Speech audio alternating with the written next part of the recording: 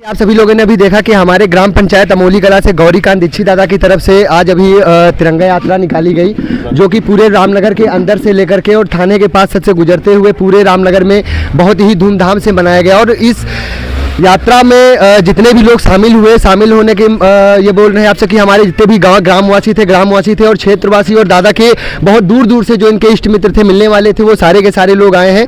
तो चलिए हम गौरीकांत दीक्षित दादा से थोड़ा सा बात करते हैं और बात करने के बाद में हम ये पूछते हैं दादा से कि जो तिरंगा यात्रा निकाली है और जो आप अपने युवाओं को कोई मैसेज देना चाहते हैं। और सुनने में ये आ रहा कि 267 विधानसभा से आप विधायकी का टिकट भी चाह रहे हैं और आप योग्य भी हैं, आपको मिलना भी चाहिए। हम लोगों का पूरा समर्थन है, पूरा का पूरा सपोर्ट है। तो दादा इसके बारे में क्या कहना चाहते हैं? आप अपने युवाओं को क्या मैसेज देना चाहते हैं और 267 विधानसभा के बारे में आप क्या कहना चाहते हैं? और आपके साथ में यहाँ कहाँ से लोग आए हुए हैं इस तिरंगा यात्रा में? मैं गौरीकांत दीक्षित सबसे पहले इतने धूप में सभी हमारे इष्ट मित्र, हमारे शुभचिंतक, हमारे बड़े, हमारे सब जितने लोग आए हैं, मैं सबको नमन करता हूँ। इसी के साथ मैं एक संदेश ये देना चाहता हूँ कि एक लोग देश हित में जो हमारे आज भारतीय जनता पार्टी के योगी मोदी जी कर रहे हैं, तो अगर वो देश हित में आपको लगता है कि वो देश हित में है, तो हमारे अंदर ऑटोमेटिक वो जागरूकता जगनी चाहिए और हमें देश के हित में आगे बढ़ना चाहिए।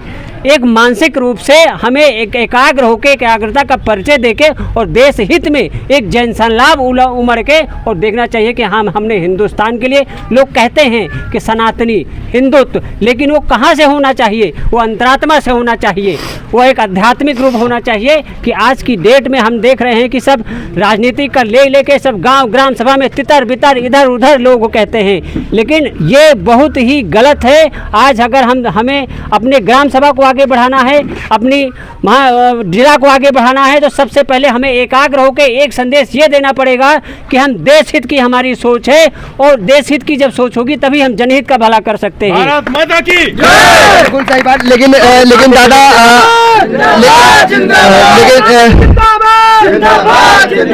लेकिन दादा सुनने में आ रहा है हमें कि 267 विधानसभा से आप विधायकी का टिकट लेने के लिए हैं और हमें लगता है कि आपको मिलना भी चाहिए, आप पात्र भी हैं। इसके विषय में आप कुछ कहना चाहते हैं? इस विधानसभा में मैं देखते आ रहा हूं कि आने 5 साल में कि हमारे जो विधायक बनते हैं, तो एक संदेश जो जाता है, एक संदेश जो जाना चाहिए जिले स्तर पे, वो संदेश क्यों नहीं होता है? ये जातिवाद, विशेष व्यक्ति, अवसरवादी, तत्कालीन राहत में लोगों में ये बटा हुआ है। हम ये चाह रहे कि एक युवाओं के लिए संदेश होना चाहिए, बेरोजगारों के लिए एक उपलब्धि होनी चाहिए। तो हमारा एक विधानसभा हम ये देखते हैं कि एक ही बार क्यों बीजेपी आती है, उसके बाद हम ये देखते हैं कि हाँ, हमारा विधायक भी बदल जाता है, हमारा सांसद भी बदल जाता है। आखिर ऐसा क्यों है? जब एक हम जनमत होके एक हिंदुत्व का, एक सनातन का, एक आध्यात्मिक का हमारे अंतरात्मा में सब कुछ है, तो हम एक जीवन में लक्ष्य बना के हम एक आगे क्यों नहीं बढ़ सकते हैं? आज अगर जो हम टूटे फूटे हुए हैं, लोगों का मस्तिष्क अगर टूटे, अगर मानसिक रूप से लोग देश हित में नहीं सोचते हैं, तो आगे आने वाले समय में हम तितर बितर हो जाएंगे और इसका बहुत बड़ा ही नुकसान होगा, देश का भी और प्रदेश का भी। इसलिए हम चाह रहे हैं कि प्रदेश वाले हित के बारे में सोचे और एक जनहित की और देश हित के बारे में सोच के और भारत माता की बस एक लास्ट सवाल दादा आपसे और पूछना चाहते हैं हम कि ये चाहते हैं कि आपकी नज़रों में एक अच्छा विधायक होना या एक अच्छे विधायक की क्या छवि होनी चाहिए? एक अच्छा रामनगर विधानसभा में विधायक को कौन कौन से ऐसे कार्य करने चाहिए जिससे कि जो जनता चाहती है, जिससे कि त्रासदी है, जिससे कि परेशानी जनता झेल रही है, और उस विधायक को उस चीज़ों को ध्यान में रखते हुए अगर वो कार्य करे तो वो कभी यहाँ से ना हारे और वो अपना परचम हमेशा लहराता रहे, उसको क्या चीज़ें ध्यान देनी चाहिए? इसके लिए तो हम एक ही बात कहेंगे कि आज अगर हमारे प्रधानमंत्री एक सोच से और देश का हित चाहते हैं, तो उस जनप्रतिनिधि का, जिसको एक जनता, एक मत जनता होकर जनप्रतिनिधि को विधायक बनाती है, उसका प्राथमिक वरीयता ये होती है कि जिस जनता ने उनको प्रतिनिधि बना के और पूरा विधायकी को पहुला के विधानसभा में पहुंचा दिया है, उनकी प्रथम वरीयता होती है कि जिस तरीके से वो वोट मांगने आते हैं, जिस तरीके से उम्मीद दे के जाते हैं, उन उम्मीदों पे ही खरा उतरना जी एक नई जागरूकता है। तो यहाँ कौन कौन से कार्य करवाने चाहिए विधायक को? यहाँ पे क्या कमियां हैं? विकास, हमारे यहाँ बारिश होती है तो आप देखो रोडों पे पानी भर रहा है, नालाओं की सफाई नहीं है। तो विधानसभा का लोग कहते हैं स्वच्छ भारत, स्वच्छ अभियान, तो ये प्राथमिकता किसकी है? प्राथमिकता उस विधायक की है कि हमें स्वच्छ भारत, एक सौंदर्यीकरण और एक सौंदर्यीकरण बना के उसको स्वच्छ भारत, जितने भी प्रधानमंत्री मोदी जी की जितनी भी योजनाएं हैं उसको तत्पर रूप से तत्कालीन उसको स्वास्थ्य सुविधा देने की ज़रूरत होती है। और वही ये सोचता कि नहीं 5 साल में आएगा तो हम 3 साल ऐसे घूमे टहलेंगे और फिर 2-1 साल में कुछ काम कर देंगे। हाँ। ये मानसिकता नहीं होनी चाहिए। जिस तरीके से आप 1 महीना पहले, 1 साल पहले आप सबसे उम्मीद रखते हैं, जिस जनता से उम्मीद रखते हैं, सोचिए कि जिस मुखिया से आप मिलते हैं उस मुखिया के घर के सदस्य के पीछे 10 लोग और होते हैं, उसमें महिलाएं होती हैं। उनको एक उम्मीद होती है कि आज हमारा भाई, आज हमारा बेटा, आज हमारा आदमी इस पार्टी के साथ जुड़ा। कल की उम्मीद उनकी जो होती है कि बहुत बड़ी उम्मीद हो जाती है, कल का हमारे दरवाजे पे पानी नहीं भरेगा, हमारे वहाँ सीवर नहीं होगा, हमारे शौचालय की सुविधा होगी। जो प्रधानमंत्री मोदी जी ने सब कुछ दे रखा है और हमारे योगी जी ने जो कुछ जन संदेश दे रखा है, उस प्राथमिकता को पूरी करने के लिए प्रथम कर्तव्यबद्ध होता है इस विधानसभा का विधायक। बिल्कुल।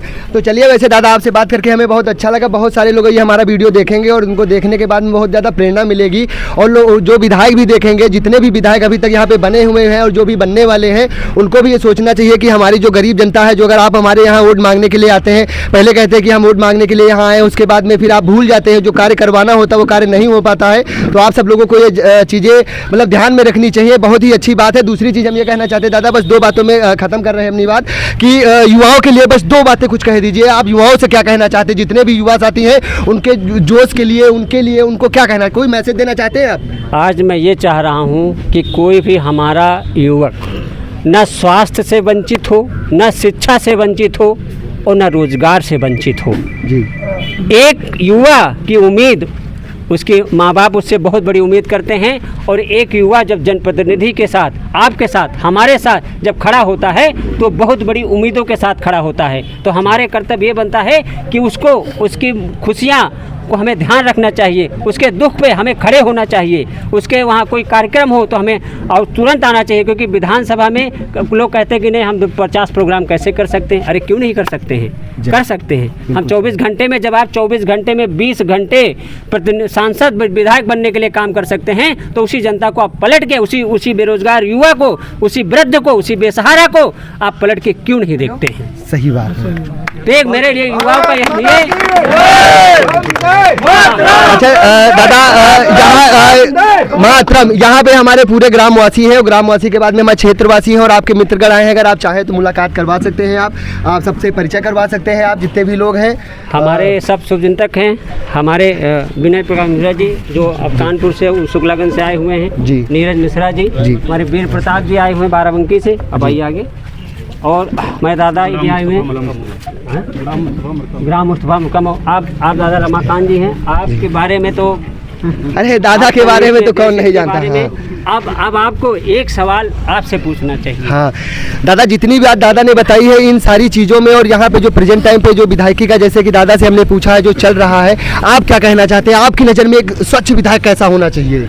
निसंदेह गौरीकांत दीक्षित जी के विचार बहुत ही उत्कृष्ट कोटि के हैं। अगर हम लोग उस दिशा में इनके कंधे से कंधा मिला के चलते हैं तो निश्चित रूप से इस क्षेत्र का विकास होगा और क्षेत्र अपनी सफलता की ऊंचाइयों पर चढ़ेगा। आज हम लोग 79वां स्वतंत्रता दिवस मना रहे हैं। हम सब इस अवसर पर अपने आप को गौरवान्वित महसूस करते हैं। हम लोगों ने अभी एक तिरंगा यात्रा निकाली। इस गांव का, इस क्षेत्र का जनसमूह इनके साथ नजर आया और कंधे से कंधा मिला करके हम लोग उस कार्यक्रम को समापन की ओर आए हैं। मैं इस अवसर पे बहुत बहुत बधाई देता हूं अपने गांव के सभी सम्मानित साथियों का, गौरीकांत दीक्षित जी का, गणेश चतुर्थी महोत्सव के समस्त कार्यकर्ताओं का मैं बहुत बहुत आभार व्यक्त करता हूं कि उन्होंने बढ़ चढ़ करके इस कार्यक्रम में हिस्सा लिया और अपने गांव का, अपने क्षेत्र का, अपने समाज का नाम रोशन कर रहे हैं। इसी तरीके से अपना जोश बनाए रखें जिससे ये क्षेत्र उन्नति की ओर बढ़ सके। बिल्कुल सही बात है।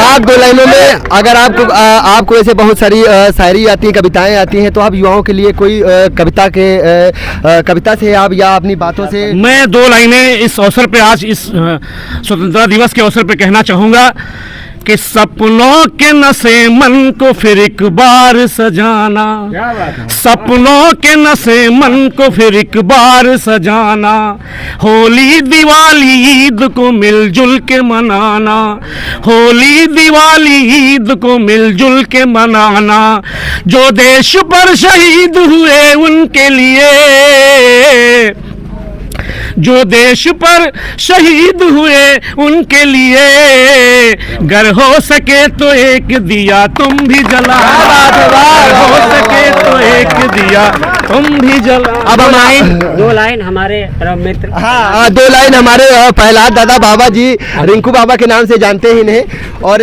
हम चाहते हैं कि रिंकू बाबा भी युवाओं के लिए दो लाइनें कहें। और थोड़ा सा यहाँ माहौल बहुत अच्छा बना हुआ है क्योंकि पूरा गांव और पूरा शहर और बहुत से दूर से लोग हैं। दादा रिंकू बाबा, आप दो लाइनें कुछ कहिए। आप सभी को स्वतंत्रता दिवस की हार्दिक शुभकामनाएं। आज हमारे मित्र गौरीकांत दीक्षित जी के द्वारा भव्य तिरंगा यात्रा का आयोजन किया गया। आप सबकी सहभागिता ने उसको बहुत ही सफल बनाया है। मैं आप सभी को धन्यवाद देता हूं। आप सभी लोग बधाई के पात्र हैं।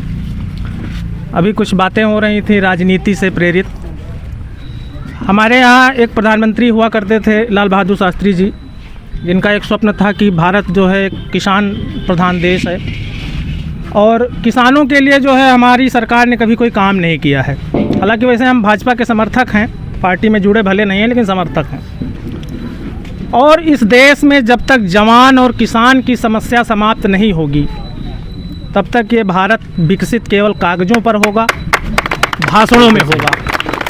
और एक बात और कहना चाहता हूँ मैं, आने वाली पीढ़ियाँ जो हैं वो आजकल केवल चकाचौंध में हैं, मोबाइल, गाड़ी, सोशल मीडिया, दिखावा।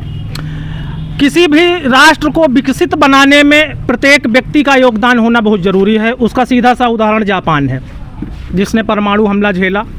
लेकिन हमारे यहाँ क्या है कि हम कुत्ता पालेंगे तो सड़क पे उसको छोड़ देंगे कि वहाँ पोटी कराए, दूसरे के दरवाजे पर कूड़ा डाल देंगे, जहाँ लिखा होगा नहीं थूकना है वहाँ हम थूकेंगे, गंदगी फैलाएंगे। मतलब हमको इस देश से कोई प्रेम रोम नहीं है, नाटक है केवल।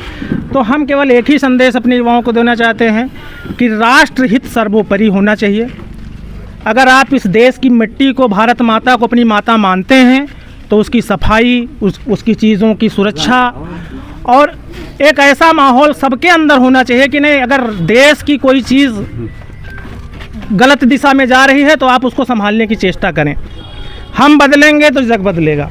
बिल्कुल बिल्कुल सही बात है। लेकिन हम अपने आप को नहीं बदलेंगे। इसीलिए आज भी हमारे यहाँ ट्रेन में 5 रुपए का डिब्बा जंजीर से बांधा जाता है। ये बड़े शर्म की बात है। सही बात, सही बात। हमारी सोच बड़ी होनी चाहिए किसी चीज़ के लिए। कोई कुछ लेके नहीं पैदा होता है। और हमारे मित्र एक बात कहा करते हैं कि कोई काम एक दिन में नहीं होता लेकिन एक दिन जरूर हो जाता है। बिल्कुल बिल्कुल सही है। अब इन्होंने जैसे बीड़ा उठाया है कि नहीं हमको इस क्षेत्र की सेवा करनी है, और क्षेत्र की सेवा करने के लिए राजनीति से बढ़िया माध्यम कोई है नहीं। अगर आपको समाज के लिए, अपनों के लिए कुछ करना है तो आप राजनीति में आइए, और राजनीति में आइए। और उसके बाद जब आपको कोई पद मिलेगा तो जाहिर सी बात है कि अगर आप उस धरती से, उस मिट्टी से निकले हैं जिसमें आपने संघर्ष किया है, आपके साथ संघर्ष में हम सभी लोग शामिल हैं, तो जाहिर सी बात है कि एक ना एक दिन आप वहाँ पहुँचेंगे और पहुँचने के बाद वो कार्य ज़रूर करेंगे जो आज आप यहाँ बोल रहे हैं। लेकिन होता नहीं है ऐसा। हमारे जनप्रतिनिधि आते हैं, हाथ जोड़ते हैं, दुनिया भर का तमाशा दिखाते हैं, ये कर देंगे वो कर देंगे, लेकिन जब आप उनसे दोबारा मिलने जाते हैं पद लेने के बाद तो आपको झुकना पड़ता है, आपकी बात नहीं कहीं सुनी जाती है और आप बेसहारा की तरह घूमते रहते हैं। तो इसमें एक कमी आपकी भी है कि आपने कहीं लालच में आके वोट दिया है।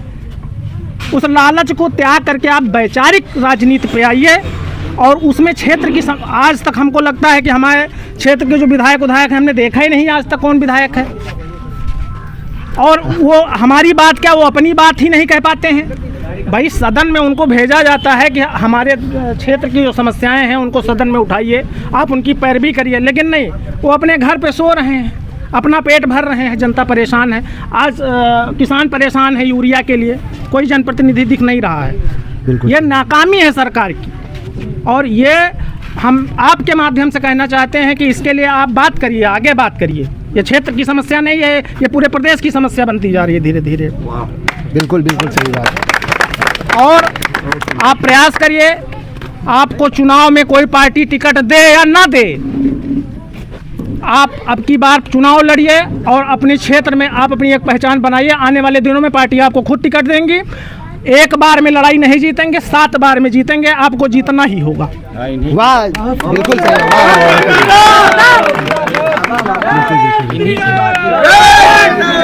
एक दिन नहीं होगा, लेकिन एक दिन जरूर होगा। बिल्कुल स्वतंत्रता दिवस के मौके पर 4 लाइनें मैं कह के अपनी वाणी को विराम दूंगा। बिल्कुल बिल्कुल दादा, बिल्कुल। कि भगत सुभाष और वीर असफाक वाली बलिदानी उस परिपाटी को नमन है। जय हो। कि भगत सुभाष और वीर असफाक वाली बलिदानी उस परिपाटी को नमन है।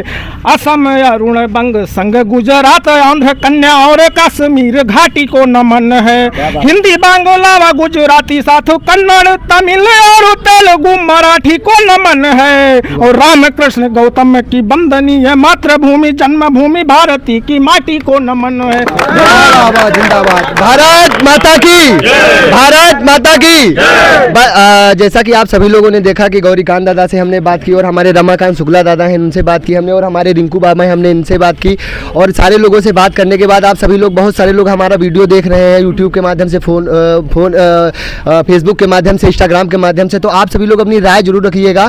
और हम आप सभी लोगों से इतना जरूर पूछना चाहते हैं कि आपके हिसाब से एक विधायक के अंदर कौन कौन से गुण होने चाहिए, आपके हिसाब से जो आपका क्षेत्र का प्रतिनिधि है उसके अंदर क्या क्या गट्स होने चाहिए, वो आप लोगों के सामने बात कर पाता है, नहीं कर पाता है। अब की बार जब हम आपसे इसी माध्यम, वीडियो के माध्यम से कहना चाहते हैं कि अब जब की बार जब आपके यहाँ कोई वोट मांगने के लिए आए तो आप उससे ये जरूर आप जान लीजिए, उसके अंदर ये देख लीजिए कि उसके अंदर लोगों से बात करने की क्षमता है नहीं है। अगर कोई काम आपके क्षेत्र का नहीं हो रहा है तो वो उस क्षेत्र का काम वो करवा सकता है, नहीं करवा सकता है। अगर वो क्षेत्र का काम नहीं करवा सकता है तो ऐसे लालच में और ऐसे अपने व्यक्तिगत कि हाँ दादा अगर हमारा कोई थाना पुलिस हो जाएगा तो देख लेंगे, उसके लिए मत करिएगा। क्योंकि समाज को देखिए, तभी अगर आप अपना व्यक्तिगत रूप छोड़ करके पूरे समाज के बारे में सोचना शुरू कर देंगे तभी देश आगे बढ़ेगा। और हमारे साथ में हमारे दिव्य प्रकाश शुक्ला भैया भी खड़े हुए हैं और गौरीकांत दादा के साथ में बहुत ही अधिक समय बिताते हैं और बहुत अच्छे मित्रता भी कह लीजिए कि मित्र भी हैं। तो दादा हमने ये हमारे एक रिश्ते में हमारे भांजे भी लगते हैं। तो चलो इनसे भी 2 बात कर लेते हैं कि जो सवाल हमने सबसे किया बस वही पूछना चाहते हैं कि आपके हिसाब से एक विधायक, एक सांसद के गुण कैसे होने चाहिए, और दूसरी चीज़ आप युवाओं को क्या मैसेज देना चाहते हैं आज? धन्यवाद मामा श्री। पहली बात तो जैसे हमारे चाचा श्री ने अभी बताया कि विधायक हमने ऐसा चुना है कि जो अपंग है। सबसे पहले तो युवा को आप नेता बनाइए, युवा आपकी बात रखेगा, युवा लड़ेगा, युवा रोड पे लेटेगा, उसमें कुशलता हमारे बड़े भाई ज्येष्ठ भ्राता गौरीकांत दीक्षित कुशलता परिपूर्ण है।